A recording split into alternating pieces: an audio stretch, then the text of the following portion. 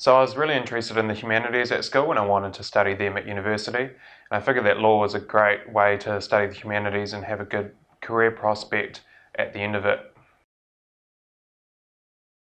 So I think the big one is problem solving skills, because at the end of the day, all clients really want you to do is to solve their problems. So that's probably the most crucial. Communication skills are also vital because you need to be communicating with people throughout the day, and empathy is really important because often you're dealing with some pretty big issues. Yeah, so I spend a lot of the day corresponding with clients and legal professionals. Also spend quite a bit of time going to mediations, going to court hearings, which are really exciting, and then spend a bit of time getting around the region as well, and often to our other offices. Yeah, so if you want to do law, then go for gold, because if you really want to be a lawyer, then there's no reason why you can't get there in the end.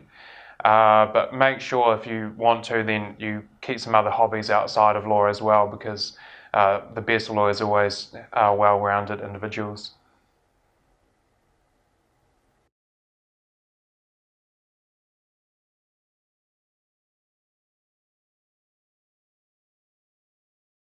As I was finishing school, I was quite uncertain about what I wanted to study, so I wanted to make sure I went into an industry that was versatile and an area of study that would give me some essential but transferable skills.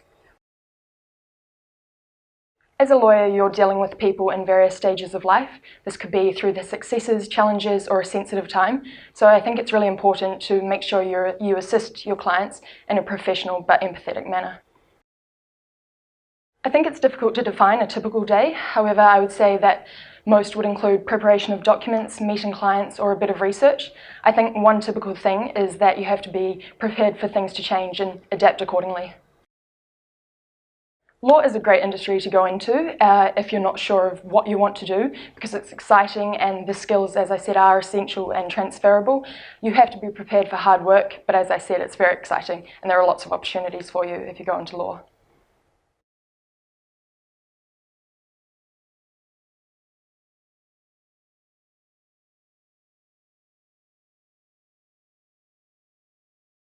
I decided to study law because I'm always interested in the way that things work, and really law is the framework that governs what everyone does. And I was always fascinated about why people follow these laws when really they're just on bits of paper. And that's what really fascinated me about it, is that everything that we do is in some way governed by the law, and I guess knowing that and being able to help people with that is what really fascinated me about it. I think you need people skills and those soft skills, because at the end of the day it's a people business. Whether you're dealing with clients, lawyers on the other side, or parties on the other side, you really have to understand what people want. You need to be able to talk to people, and probably more importantly listen to people, because there's no point going out there and doing something that people don't want you to do.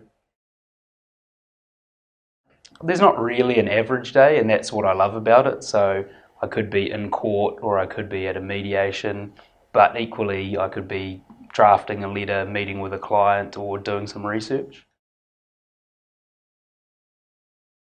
I think the main thing is to talk to other lawyers, research the law, decide that it's something that you really want to do, because you have to put in a lot of work to get there and a lot of work when you even get there, and it's probably not worth it if it's not something that you love.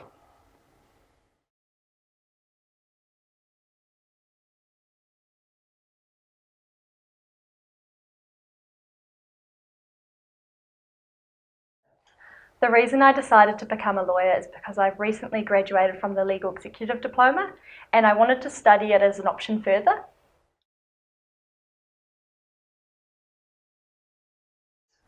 I think the main key attribute would have to be a keen eye for detail.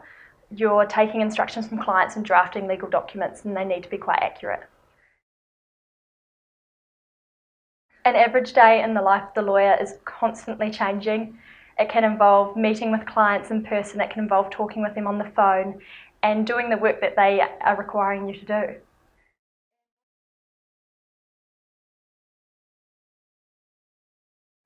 I think something to consider would be whether you're wanting to become a legal executive or a lawyer, and looking at what each involves and deciding what path you want to go down.